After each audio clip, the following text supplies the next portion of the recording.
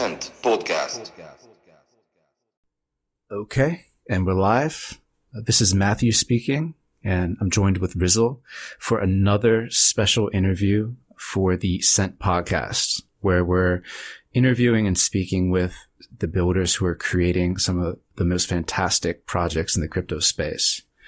Over the past month or so, we kind of stumbled into a series where we've been covering the major NFT marketplaces and projects. We're happy to continue that series today by speaking with another very exciting project.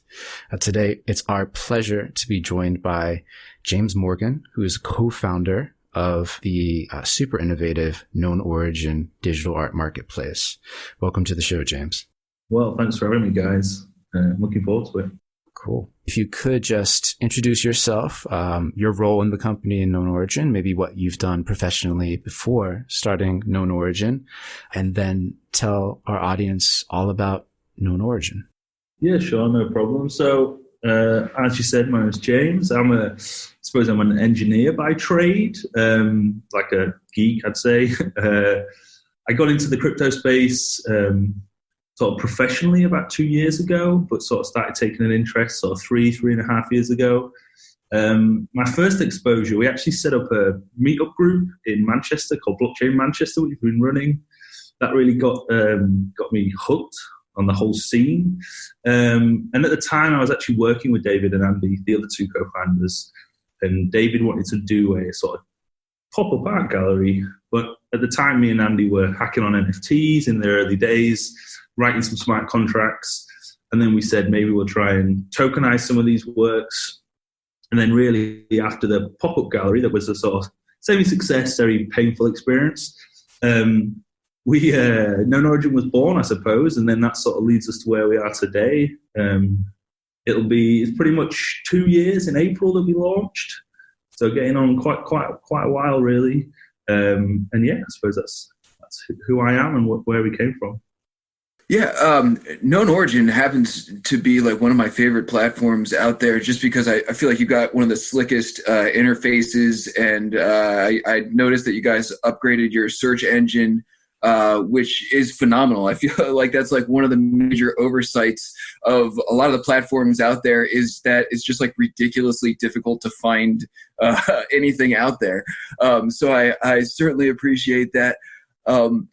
Just out of curiosity, I've been interviewing multiple platforms. We have another one, on deck for next week. And I feel like so many platforms are gathering into this space, but really in order for anyone to turn this profitable, the whole space needs to scale like exponentially, right? So I'm just sort of curious in your perspective, like how do we get to that point? Does the growth just continue organically, and how do you see like Known Origin's role in, continuing to push this towards more mass adoption? Yeah, I think it's a good question. I think sort of every day we work in the space, and I think sort of mass adoption is thrown about quite a bit, but it's a problem the whole crypto space has, not just really the crypto art space. I think in terms of how we grow Known Origin, there are some obvious things that we're working towards, which is like slicker onboarding processes. We've also started some work on looking at transaction relays and meta transactions. I don't know if you've heard much about that, which will hopefully enable us to remove some of the initial gas costings for artists. So one of the general idea is, we sort of did a blog last week. There's a project we're sort of brewing internally called Please Relay Me, where you can stake some DAI and then the interest is funneled into a transaction relayer, which would then allow you to create art for free, if that makes sense. But that only solves the one part of the equation, that's the artists. To get more collectors on board, it's a very tricky problem. Sort of in the UK, we've sort of tried to work with some of the more traditional art scene. We've approached some galleries. We've done a few sort of mini projects which try and bridge the gap a little bit from the traditional world into the crypto art world. One of them is called Trickle Down, which was actually shown down in London last week.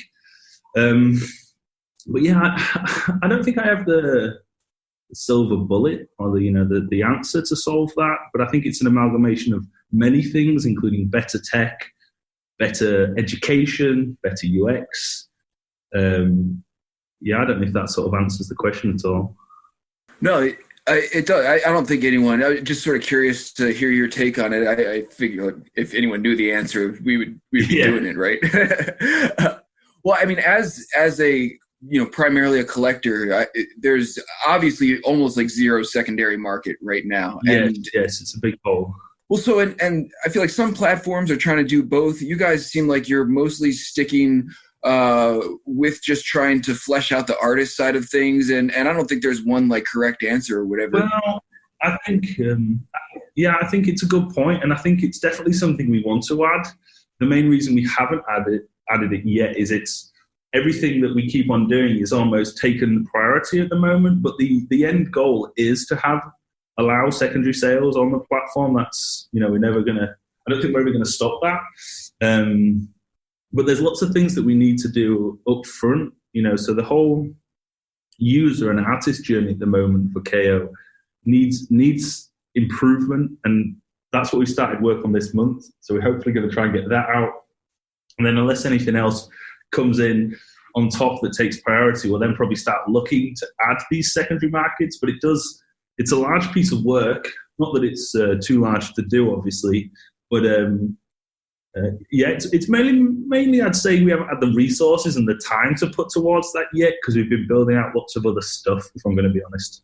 So in terms of like the user and artist journey that you mentioned, your focus is going to be on, at least within like this month and probably the coming months, outside of like potentially adding the meta transactions, which would be definitely a big boon. What are some other components of that journey that you want to kind of shore up or add or make stronger for the users and artists? Yeah, so at the moment, there's this sort of slight ambiguity on the platform where you're either an artist or a collector, but we know that's wrong. Really, you're somebody who uses the platform and you either create art or you collect art or you do both. So there's this confusing journey where we have like an artist page and a user page. So the goal, actually started yesterday, the goal is to merge these into one single, you're a user, whether you're an artist, a user that makes art, or a user that just collects, or both, it doesn't really matter. So that's hopefully going to sort of shore up that journey a little bit. In terms of other sort of slightly more innovative stuff we've been looking at, we ran something called DAO Osaka last year, which was sort of like a mini arts DAO. Big fan. I was participant in that. Great. So we put a little Gitcoin grant out for the last round, got a little bit of money. Andy started working on it a week or so ago. And the idea being is that we're going to have this sort of autonomous curator on KO, which will allow you, in a truly autonomous fashion, I suppose, to create proposals and mint artwork. And it removes the manual bit, because with DAO Osaka, it was a DAO, but fundamentally, beyond the social interactions, whenever the proposal passed, we were like minting the artwork on behalf of it, which didn't really feel right. So with the new one, it's actually going to be, it's a fork of Moloch that we've worked with quite a bit, with this layering of NFTs. So the idea being is that an artist will put a proposal in, be remunerated for their proposal based on some sort of democratic voting, and the actual DAO itself would call into the smart contracts of known origin and be able to mint the work itself. So that's something that we started. I think Andy had a test working version on Readbeat last week, so I'm not sure where that's up to.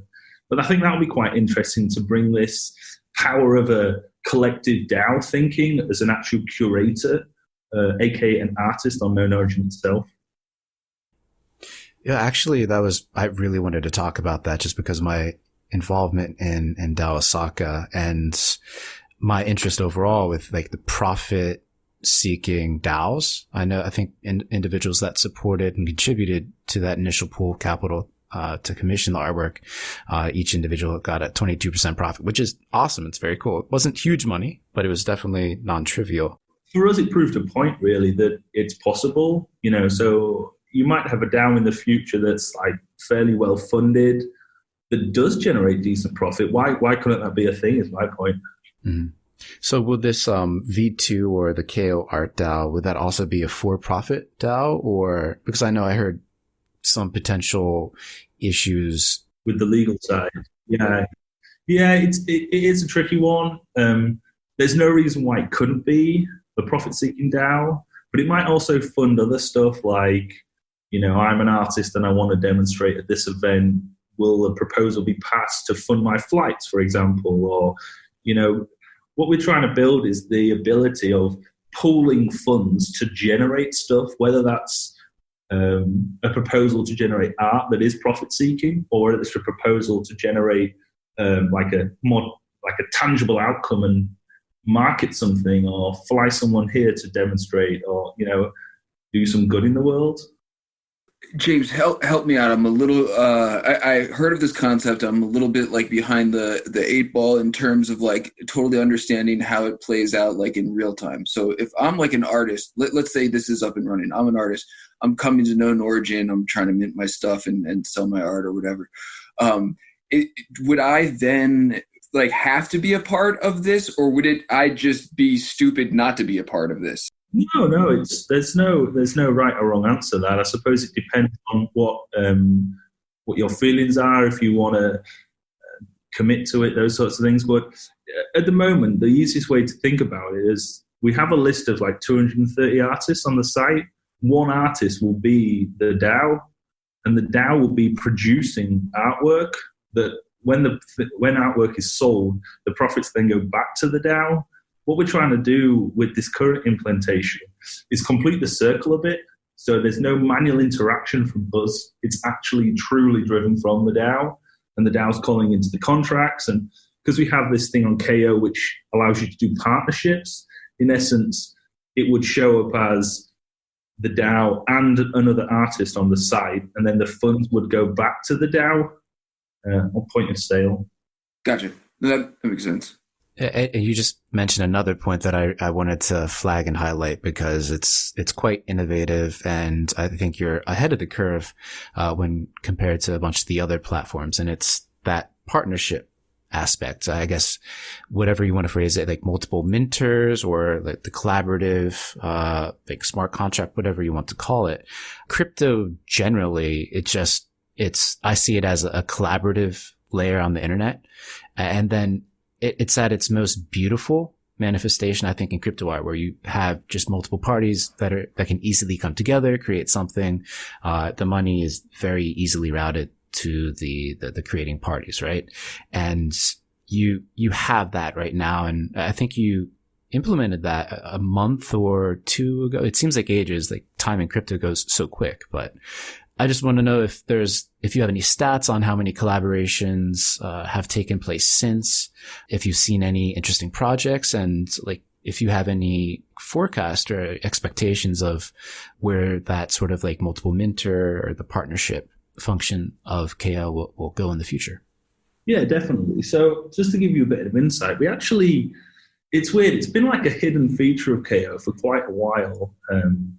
And we originally sort of designed it to be based on more of like a charitable stance. So we thought that as an artist, you might want to say, I want 5% of my sales to be funneled to charity X. But actually, when we sort of asked around and sort of got opinions on this, the collabs was really the thing that people wanted to do. And it seems obvious now, but so we've released the feature in a very basic form, which basically just splits the funds between two. But, in the future, that could be multiple splits and variable percentages, because fundamentally the root core of the whole crypto movement is the ability to transfer value between participants. So at the moment, it's just between two. It might be more in the future. And you might say, actually, I want some to go to a DAO. I want some to go to a charity. I want some to go to the two of us that have made the work. So I think there's a lot of things to explore in that space, and we've only really scratched the surface of it, really. Dude, I'm going to shill Non-Origin for a second with that feature because I got a couple goofy collaborations up, and didn't even know Mighty Moose has the primary account. Didn't even know they had sold, but saw the money deposited in my wallet before I got the DM from Mighty Moose to tell me that we had sold a piece of art or whatever. So like it was like a seamless transaction that, within seconds of the piece of art selling, I was already paid. He was already paid. And he didn't even have time to type the message to me before it all went down.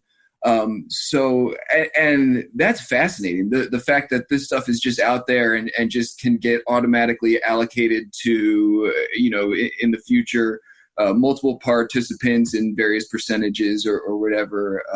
It's amazing that hasn't the charity application seems like it would have been the default method or whatever. That seems like the most obvious play, but you can see it going in multiple directions.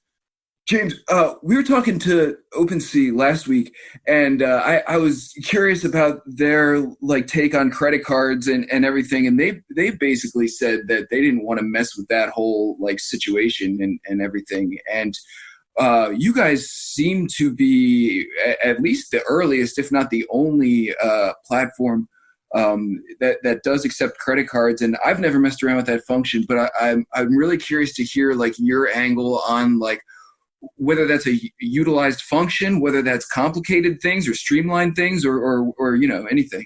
Yeah, so we actually added Nifty Gateway quite a while back, actually. And I don't know, we have mixed feelings here about it as well. In all honesty, very little traffic goes through that. Most people that land on the site have ETH in some form. Not all, but definitely the majority. So far, we've not had any problems with it. In fact, there's been one problem, but I think that was sorted. There was a bug.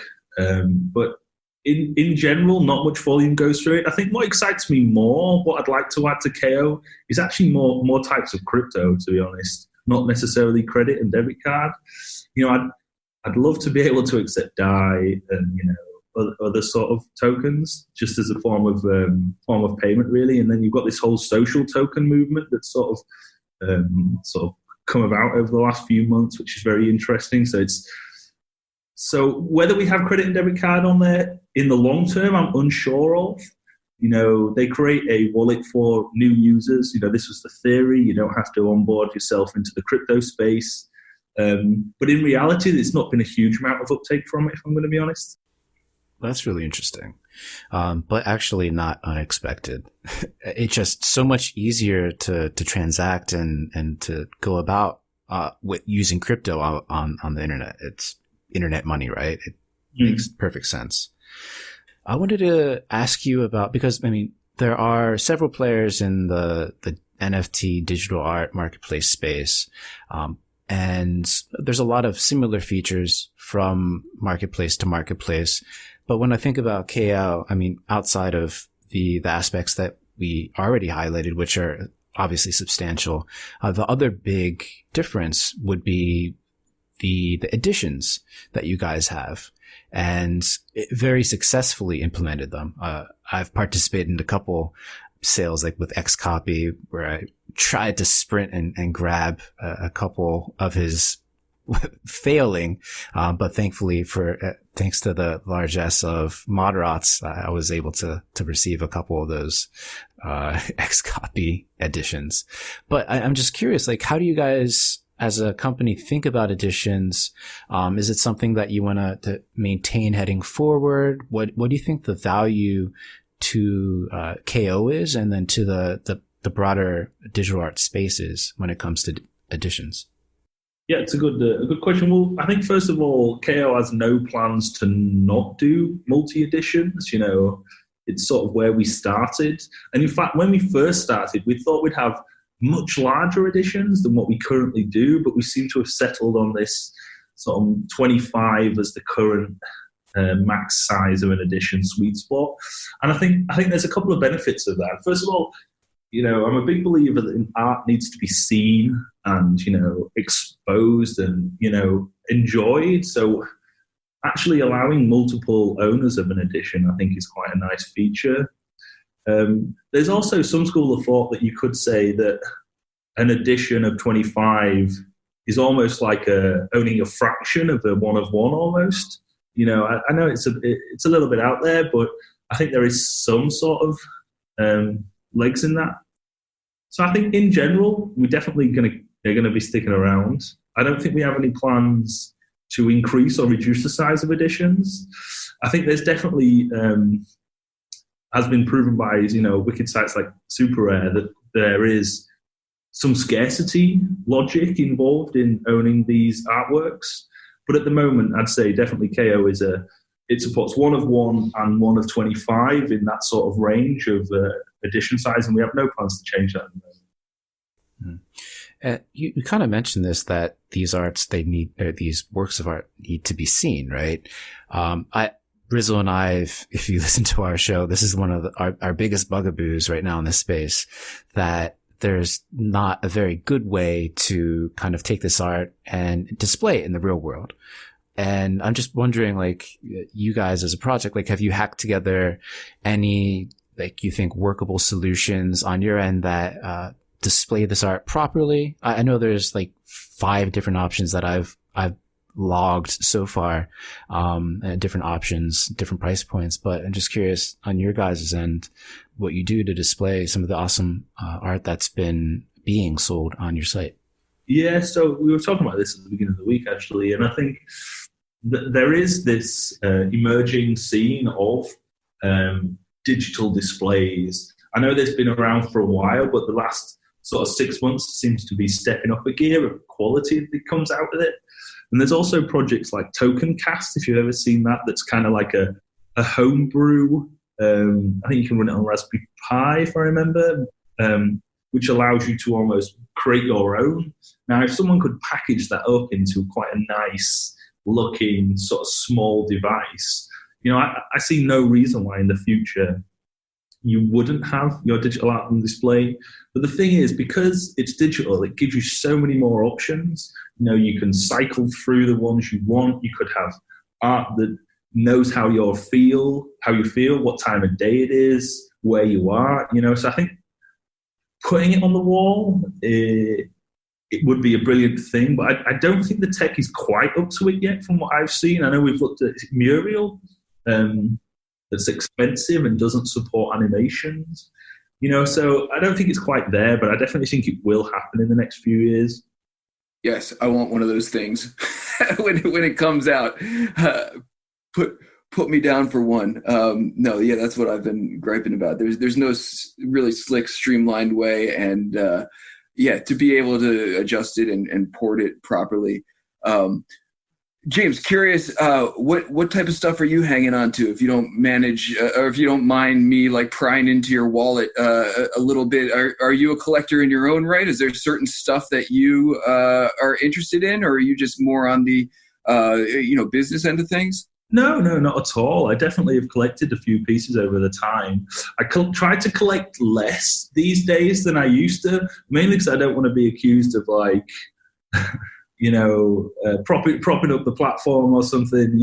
Right. You know, but yeah, I definitely have. I think probably have like 50 odd NFTs from KO. And to be honest, I have a lot of NFTs from lots and lots of platforms in the space because I like to explore and sort of see what's out there. My favorite type of NFT, or artwork, should I say, are things that are relevant and typical. So I'm big into politics, I'm big into science, big into things that are typically, quite polarizing in their opinion. So I like artwork that expresses something of the moment. So I've got some political stuff from KO that, you know, when Brexit was happening and, you know, the UK is going to shit and all this sort of stuff. You know, that sort of really touched me, and I had to buy it. So I like stuff like that, really. I don't know if that answers any of what you're after. No, that's cool. I'm always, it's just so fascinating that everyone's got their own little stash of stuff, and from platform to platform, I feel like everyone's got their own little stake in the game and is a believer like on a personal level, and that's sort of like the proof in the pudding, right? You got your own things outside of the business end of things that you're just like, hey, this is cool. I want it to be mine, and that's why the concept is a good one overall. So I think at the top of the show, we had briefly touched on like the lack of a secondary market on KO, but then also like in general, just the need to build out a more robust secondary market for the space to continue thriving and attracting the buyer side demand. I'm just curious, since you're on the technical side of things, if you have any insight into like any smart contract development that could potentially facilitate like the renting or like time bound ownership of some of these tokens. I mean, with the rise of virtual worlds like cryptovoxels and then pretty soon Decentralands, it seems like the demand for some of this art and displaying it in those virtual worlds could continue to increase, and there could potentially be some interesting applications with the tech and the art in those worlds to start generating some revenue on the secondary market. I'm just wondering if you have any optics into that and any ideas, any pipe dreams that you hope would come about there.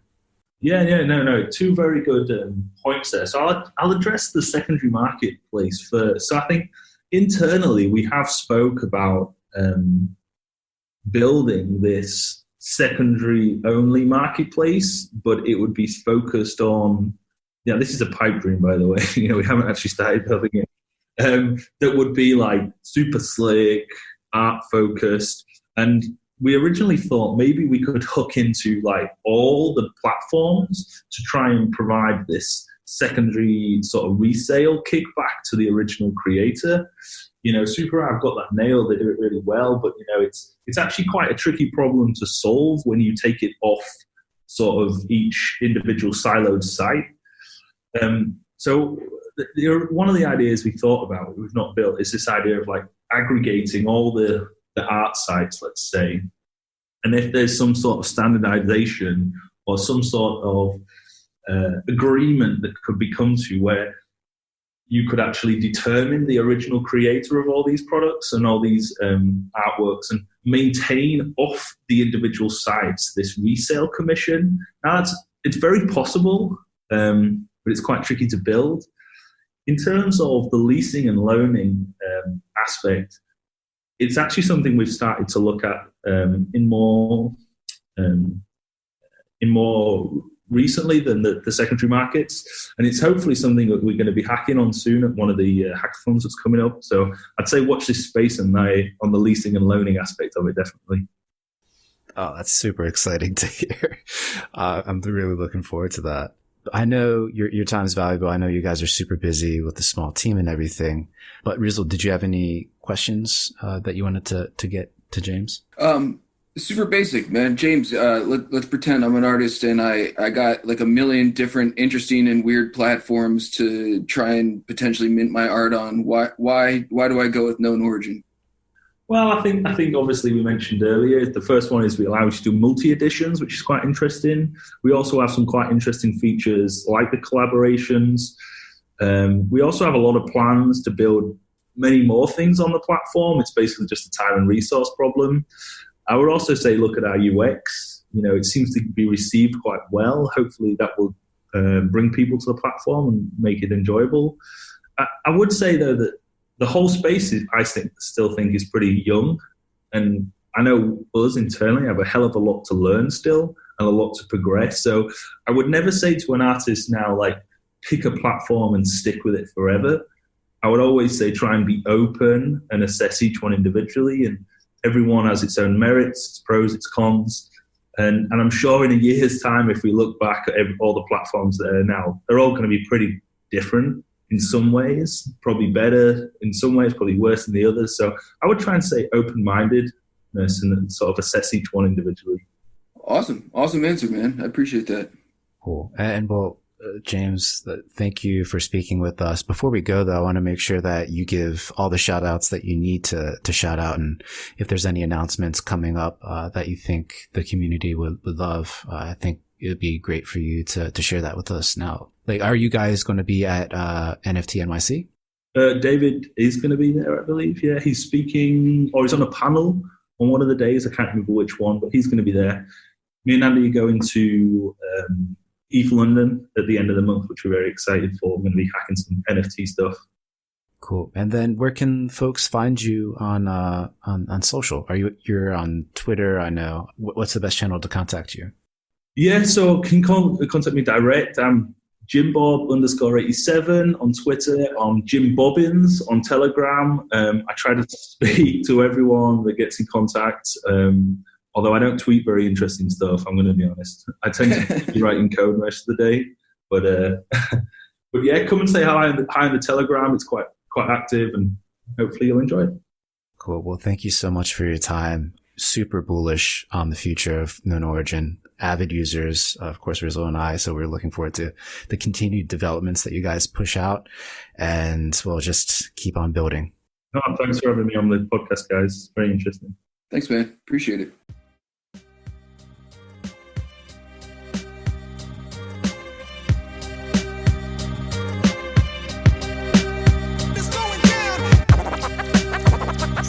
Podcast.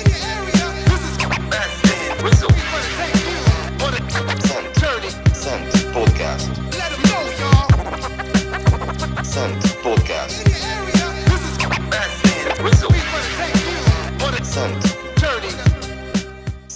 Podcast. Podcast.